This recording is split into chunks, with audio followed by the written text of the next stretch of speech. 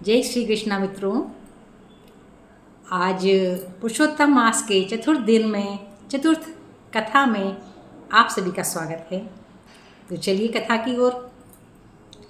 प्राचीन समय में एक ब्राह्मण और उनकी पत्नी बहुत ही धर्मपरायण थे, लेकिन वे बहुत गरीब थे। इससे उनका जीवन बहुत ही परेशानियों से चलता था। वे दोनों भगवान की भक्ति में लीन रहते और पुरुषोत्तम मास का व्रत बड़ी ही श्रद्धा और भक्ति से करते। पुरुषोत्तम मास आ चुका था। दोनों लोग प्रातः स्नान करके भगवान की व्रत पूजा करने के बाद मंदिर में कथा सुनने के लिए गए। वहाँ एक संत ने उन्हें कथा सुनाई और पुरुषोत्तम मास का व्रत का महत्व भी बताया। उन्होंने कहा कि इस माह में जो सच्चे मन से भगवान विष्णु की भक्ति करता है उसे सुख शांति मिलती है, सुख समृद्धि मिलती है और सभी दुख दूर होते हैं।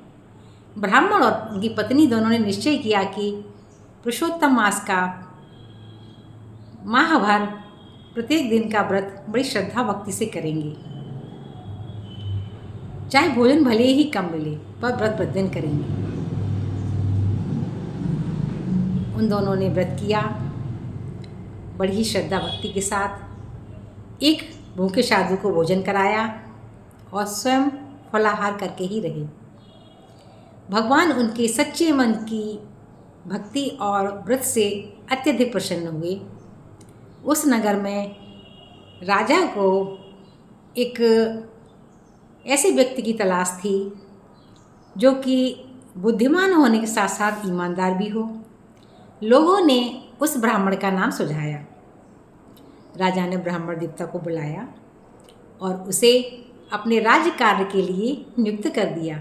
ब्राह्मण देवता अति प्रसन्न हुए क्योंकि अब उनकी गरीबी दूर हो चुकी थी।